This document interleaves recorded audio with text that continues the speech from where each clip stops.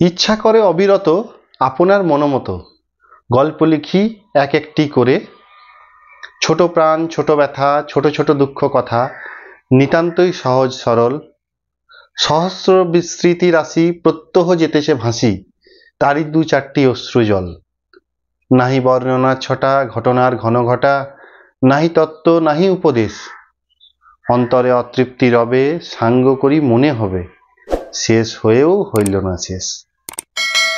এই কথাগুলো বললাম কারণ সোনারতরী কাব্যগ্রন্থের একটা কবিতায় এই কয়েকটা লাইনের মধ্য দিয়েই পৃথিবীর অন্যতম শ্রেষ্ঠ সংজ্ঞা যিনি দিয়েছিলেন তিনি আর কেউ নয়, আমাদের অর্থাৎ তোমার আমার সকলের প্রিয় রবীন্দ্রনাথ ঠাকুর।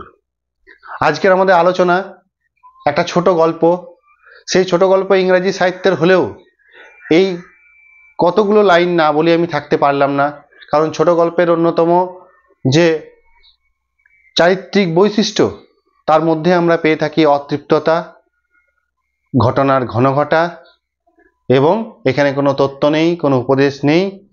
এখানে শুধু যেটা আছে সেটা হচ্ছে একটা অতৃপ্ত বাসনা। পাঠক পড়েও মনে হবে গল্পটা যেন শেষ হলো না, গল্পটার শেষের পরিসমাপ্তি কি হলো, আলটিমেট যে এন্ডিং সেটা আমরা এখানে পাই না। অতৃপ্ততাই ছোট গল্পের অন্যতম শ্রেষ্ঠ নিদর্শন।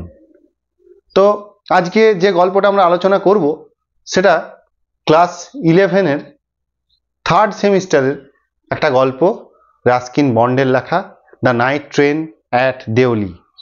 অসমাপ্ত একটা প্রেমের গল্প এবং একটা স্টুডেন্ট লাইফের যে একটা আমাদের ভাবের আবেগ, আমাদের উচ্ছ্বাস, আমাদের যে চিন্তাধারা, সেই নিয়ে একটা গল্প।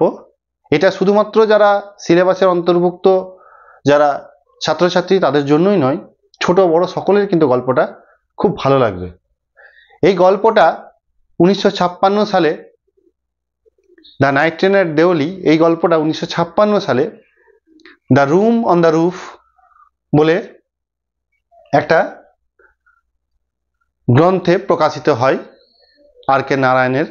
এবং এই the room on the roof এটাই আর কে নারায়ণের 1956 সালে প্রথম প্রকাশিত গল্পগুচ্ছ, এবং এখান থেকেই এই গল্পটা নেওয়া হয়েছে। এই গল্পটার এই গ্রন্থটার মধ্য দিয়েই, এই the room on the roof এই গ্রন্থটার মধ্য দিয়ে লেখকের খ্যাতি আন্তর্জাতিক স্তরে পৌঁছে যায় এবং তার খ্যাতি স্বীকৃতি সুনাম তার একটা অন্যতম জায়গায় তাকে পৌঁছে দেয়। তো তারই একটা গল্প, সেই কাব্যগ্রন্থেরই একটা গল্প, the night train at Deoli. গল্পটার মূল বিষয়বস্তু আজ আমি তোমাদের সামনে তুলে ধরবো এবং এই মূল বিষয়বস্তুর মধ্য দিয়ে তোমরা পুরো গল্পটার একটা প্রতিচ্ছবি পেয়ে যাবে। তো গল্পটা হচ্ছে এরকম, কলেজে পড়া একটা যুবক ছাত্র, সে আর 5 জনের মতোই আমরা যেমন ছুটি কাটাতে যাই সেরকম সে গ্রীষ্মের ছুটি তার ঠাকুমার বাড়িতে সে কাটাতে যেত, যেটা ছিল দেহেরা বলে একটা জায়গায়। আর এই দেহেরা যাওয়ার জন্য তাকে যেতে হতো ট্রেনে করে, এবং ট্রেনে করে যাওয়ার পথে দেহেরা থেকে ঠিক 30 মাইল দূরে একটা ছোট্ট স্টেশন তাকে পেরোতে হতো। সেই ছোট্ট স্টেশনটার নাম হচ্ছে দেওলি। এই গল্পটা ঘিরে আছে গল্পটার মোড়, গল্পটার মূল জায়গা হচ্ছে এই দেওলি, একটা কেন্দ্রীভূত জায়গা। এই দেওলিকে ঘিরেই গল্পের মূল উপপাদ্য বিষয়, এবং যা ঘটছে এখানেই ঘটছে। এই দেওলি স্টেশন, ছোট্ট যে স্টেশন দেওলি, সেখানে লেখক বা ন্যারেটর যে ট্রেনটাতে করে যেতেন তার দেহরাতে তার ঠাকুমার বাড়িতে গ্রীষ্মের ছুটি কাটাতে, এই দেওলি স্টেশনে ট্রেনটা 10 মিনিটের জন্য থামতো। লেখকের এইখান থেকে কিউরিসিটি জন্মায়। একটা ছোট্ট স্টেশন, যে ছোট্ট স্টেশনটা অনেকটা রাস্তায় ঘুরে বেড়ানো অনাথ শিশুর মতোই। স্টেশনটা যেন কেউ তাকিয়েও দেখে না, স্টেশনটাকে যেন সবাই অবজ্ঞা অবহেলায় ফেলে রেখে দেওয়া একটা বাচ্চা শিশুর মতোই ট্রিট করে। এই স্টেশনের মধ্যে ট্রেনটা কিন্তু 10 মিনিট দাঁড়ায়। 10 মিনিট তো 10 মিনিটই, একদম 10 মিনিট দাঁড়িয়ে তারপরে ট্রেনটা এখান থেকে ছেড়ে চলে যায়, তরাইয়ের জঙ্গল ভেদ করে পৌঁছে যায় দেহরা স্টেশনে, সেই দেহরা শহরের মধ্যে। তো এই দেউলি স্টেশনে 10 মিনিট ট্রেনটা থামায় লেখকের মনে একটা কিউরিসিটি জাগে যে এখানে কেউ নামেও না, কেউ উঠেও না, সেরকম এই স্টেশনটাতে কিছু নেইও।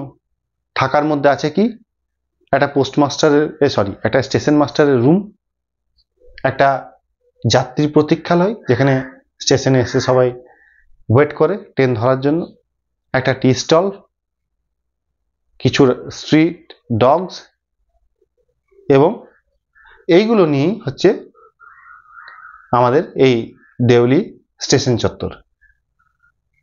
আর জনমানব শূন্য ছোট্ট একটা প্ল্যাটফর্ম, এই দেউলি লেখকের মনে একটা কিউরিসিটি জাগিয়েছে। তো এই দেউলি স্টেশনে একদিন লেখক এক যুবতী মহিলা, যার নাম কিন্তু আমরা গল্পে পাই না, শুধু তার বৈশিষ্ট্য পাই। এক যুবতী মহিলা যে ঝুড়ি বিক্রি করে, লেখকের প্রায় সমবয়সী, সে ঝুড়ি বিক্রি করছে। লেখকের সামনে এসে, লেখক যে কম্পার্টমেন্টে বসেছে জানলা ধারে, সে জানলার সামনে এসে তাকে বলছে আপনি কি ঝুড়ি কিনবেন? লেখক বলছে আমি ঝুড়ি কিনে কি করব, আমার কি ঝুড়ির দরকার। তো বললো যে কিনুন না। এরকম ভাবে কম কথার মধ্য দিয়ে তাদের একটা প্রাথমিক আলাপ হয়। এই আলাপ কিন্তু তাদের বিশেষ জানার কোনো কারণ নেই, এই আলাপ শুধুমাত্র ওই দু একটা কথার, ঝুড়ি কেনা বেচার। লেখক তারপর ওখান থেকে যে কম্পার্টমেন্টে চেপেছিল সেই কম্পার্টমেন্টের দরজার সামনে যায়, আস্তে আস্তে টি স্টলের সামনে যায়, তারপর লেখককে আর একটু রিকোয়েস্ট করে ঝুড়ি কেনার জন্য ওই মহিলা পিছন পিছন গিয়ে, এবং তার কাছ থেকে সে ওপরে একটা ঝুড়ি সে কেনে এবং চলে যায়। তো লেখক দেখেছিল মেয়েটার যে চারিত্রিক বৈশিষ্ট্য পায়, হয়তো পুরাতন, হয়তো হালকা ছেঁড়া টেরা থাকতে পারে, পুরাতন জামা পরে, পায়ে কোনো চটি নেই, জুতো নেই, খালি পায়ে মেয়েটা বিক্রি করছিল। কিন্তু মেয়েটাকে দেখে যথেষ্ট মর্যাদা সম্পন্ন একটা ডিগনিটি তার মধ্যে আছে, একটা রেসপেক্ট তার মধ্যে আছে, এবং চোখ দুটো একটা উজ্জ্বল, একটা অ্যাট্রাকটিভ আই, সেটা যেন তার মধ্যে বিলং করছে, যে চোখ দুটো যেন মানুষের মনকে আকর্ষিত করতে পারে। মানুষের মনেকে আকর্ষণ করার ক্ষমতা চোখ দুটোর মধ্যে রয়েছে। তার চোখ, ঘন কালো চুল যেন অন্যতম একটা আকৃষ্ট করার ক্ষমতা রেখেছে। এরপর যতবার লেখক ওইখানটায় পেরিয়েছে, 2-3 বার সে ওই মেয়েটাকে 1-2 বার দেখেছে, একটা মুখের হাসি, চোখের ইশারায় তাদের ধরা দিয়েছে, সেটাই তাদের ছিল কমিউনিকেশন। এরপর বিশেষ কিছু হয়নি, কিন্তু লেখকের মনে প্রথম 1-2 বার তার নিয়ে আবেগের সঞ্চার না হলেও হয়তো হয়েছে। আবার যখন দেহরা পৌঁছেছে তখন কিন্তু সে হয়তো ভুলে গেছে দেহরার আরো চারদিকে চিত্রগুলো দেখে।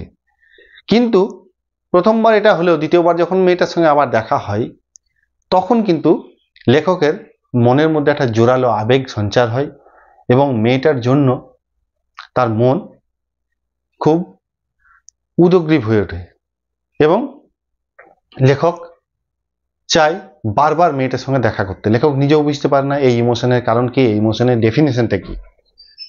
তবে অচিরেই লেখকের মধ্যে যেন একটা প্রেম সঞ্চার হয়, লেখকের মধ্যে একটা ভালোবাসার সঞ্চার হয়, একটা যত্নের, একটা স্নেহের সঞ্চার হয় লেখকের মধ্যে।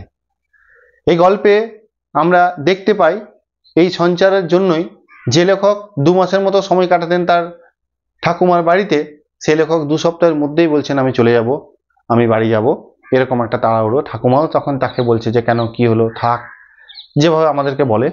তো সেভাবে সে বলে না চলে যাব। এটার কারণ একটাই, ওই মেয়েটার টানে। তো কি হচ্ছে, এইভাবে লেখক কিন্তু চলে যায়, মেয়েটাকে খুঁজতে যায়, কিন্তু দুর্ভাগ্যক্রমে লেখক সেইবারে মেয়েটাকে দেখতে পায় না।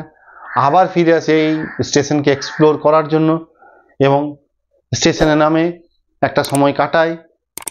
কিন্তু কি হয়, সে মেয়েটাকে খুঁজে পায় না। টি স্টল থেকে স্টেশন মাস্টারের রুম, প্রত্যেককে জিজ্ঞেস করে, মেয়েটার কোনো হদিস কেউ দিতে পারে না। সে চারিদিকে খোঁজাখুঁজি করে, তাকে আর পায় না। তার মনে নানা প্রশ্নের সঞ্চার হয়। মেয়েটার কি কোনো বিপদ হলো? মেয়েটার কি কোনো বড় রকমের শরীর খারাপ হলো? মেয়েটা কি এই জায়গা ছেড়ে চলে গেছে? মেয়েটা এখন কেমন আছে? তার কি বিয়ে হয়ে গেছে? সে কি ভুলে গেছে? এই নানা প্রশ্নের সঞ্চার হয়। এই প্রশ্নের কোনো উত্তরই আমরা গল্পের মধ্যে পাই না। পুরোটাই আমাদের আক্ষেপের মধ্যে থেকে যায় যে কি হলো, আমরাও জানতে চাই। কিন্তু পাঠকের এই কিউরিসিটি থাকাটাই ছোট গল্পের অন্যতম শ্রেষ্ঠ নিদর্শন। এইভাবে গল্পটা একটা অসমাপ্ত প্রেমের গল্পে শেষ হচ্ছে এবং লেখকের মনে একটা জোরালো আবেগ থেকে যাচ্ছে। গল্পটা পড়তে গিয়ে আমরা আরো ডিটেলসে জানবো। গল্পটা আমি তোমাদেরকে পুরো ডিটেলসে পড়াবো।